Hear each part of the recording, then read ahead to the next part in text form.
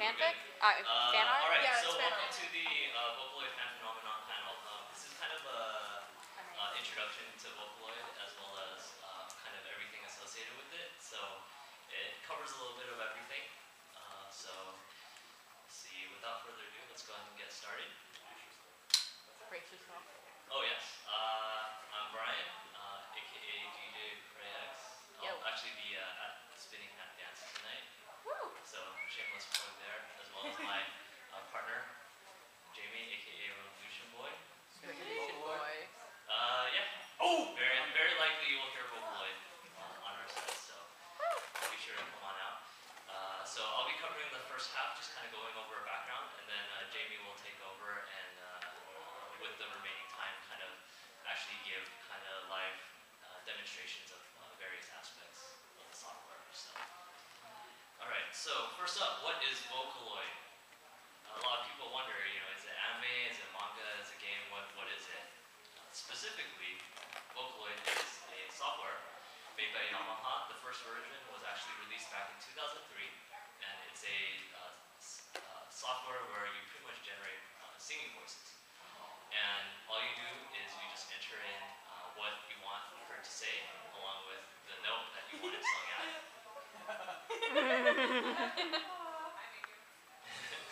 So cute. So cute. And the actual basis for the software was actually developed at the University of Spain, and then Yamaha bought the rights to the algorithms that make this possible. So the way Vocaloid licenses work is that Yamaha develops the software that it uses, but then it sells the license to create voice packs to other companies. And Zero G Limited was licensed back in 2004 for Vocaloid 1, and it released packs in English. And so they make the virtual singer packages. So one of the first ones that Zero G released was Leon. And so for Vocaloid, the original Vocaloid, some of the most well-known ones are, the first three are made by Zero G in English, which is Leon, Lola, and Miriam. And then Krypton actually entered the picture at this point, making Kaito and Meiko. And then after that, the second edition, also developed by Yamaha Software, was released in 2006. And of course, vastly greater number of packs were released. We'll go into specifics in a little bit. And then finally, late last year, Vocaloid 3 was released, another iteration with yet another set of voice packs related to it. And this list is definitely going to grow a lot larger. There's actually a pretty long list of packs that are being worked on as we speak. So one of the most well-known ones are the Vocaloid by Krypton Future Media. So Meiko was released in 2004, and then Kaito released in 2006, female, male Japanese voices. And they were actually not very popular when they first came out, especially Kaito.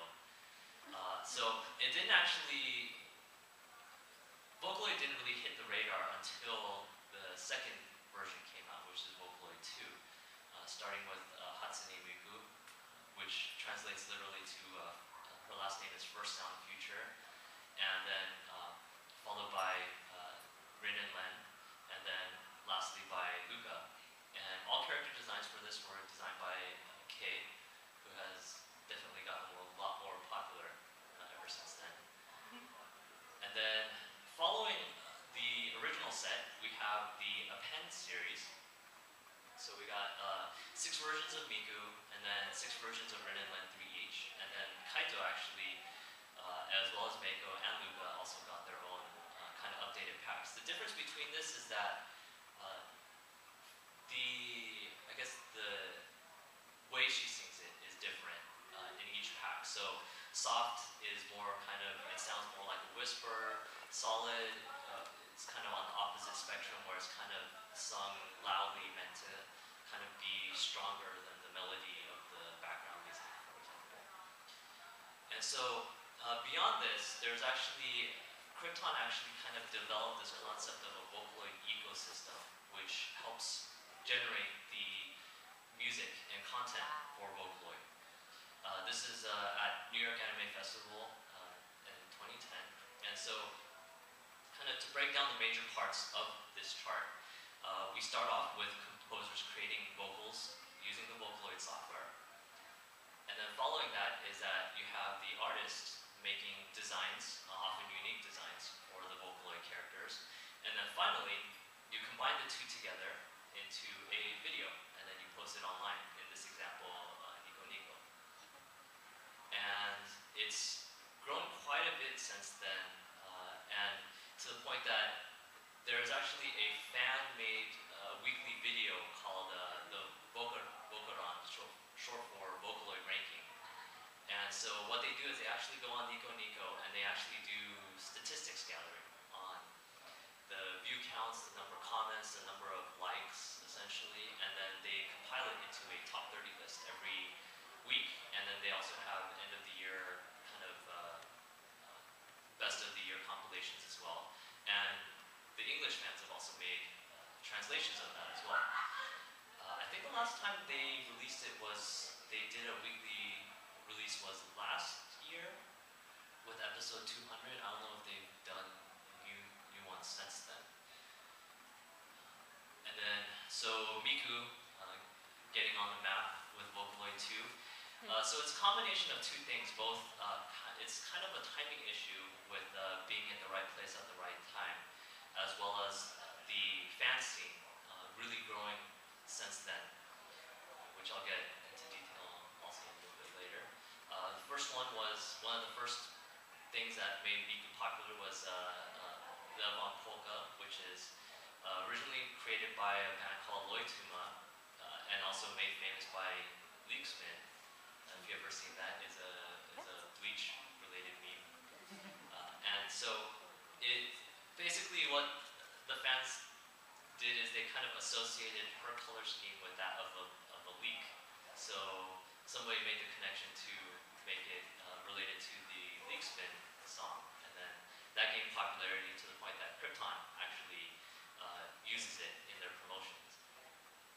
And then there's the song Miku Miku Mishite Ageru, which is also a song that came out very early on, and that is one of the, or by far the most popular Vocaloid song on Nico Nico Doga, still in the top 10 all-time viewed videos. And then beyond that, there's several other songs, just to touch on a few of them. Specifically Supercell, Ryo, Making Melt, Love is War, Block Rock Shooter, World is Mine, among several other tracks. And this kind of branches off into Comiket, which is a twice annual convention in Japan, which is dedicated towards fan content. So think of it as a giant artist alley of sorts. And this is, so if you look at this picture, literally there's rows of tiny tables there, and each of those represents a single circle or a group. And this represents how much would you say, like 1/6? This picture? It's about 1/6 of the total size. But you gotta remember, this is all independent artists. So this is literally, take this times 6, and this is just one giant artist alley. That's what Comiket is. And of course, in recent years, there's a huge section dedicated just to Vocaloid. So Vocaloid ends up falling into kind of a concept of what's called ACG, which is kind of the trio of anime, comics, aka manga, and games. And so as part of that, they develop different art styles, characters, and stories for all of these together. And so the music itself is not, just all of it most of the time.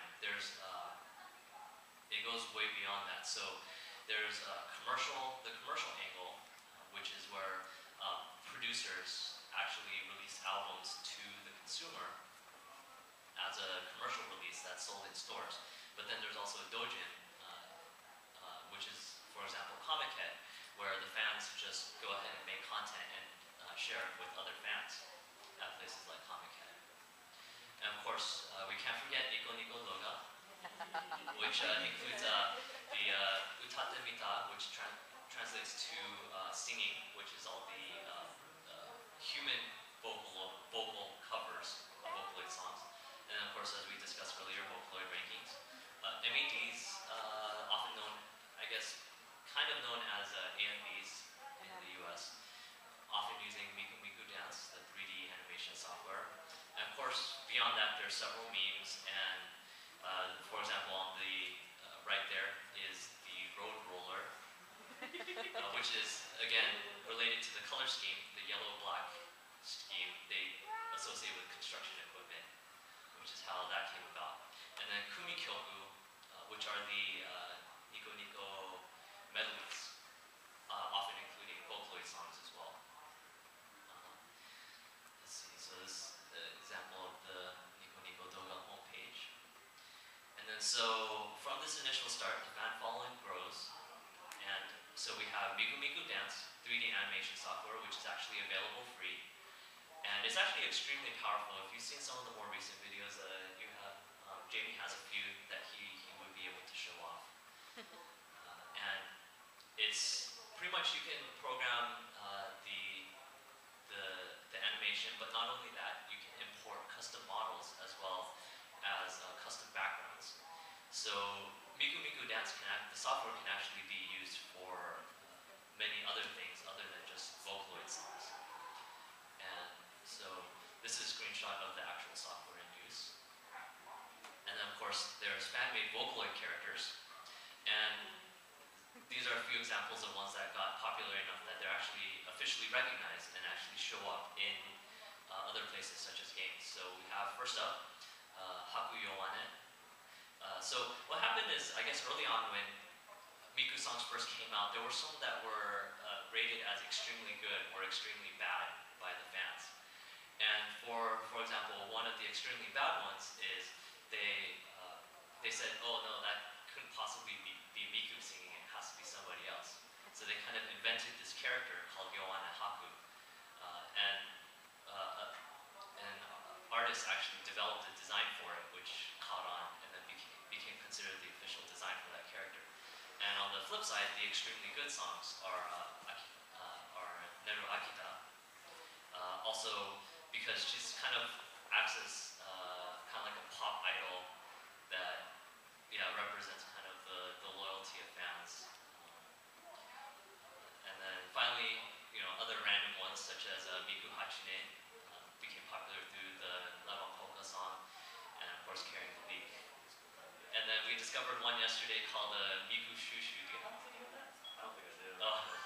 Miku Shushu. If we have time, we'll also pull up a video of that as well, which is, I mean, among other things, just totally random stuff. And of course,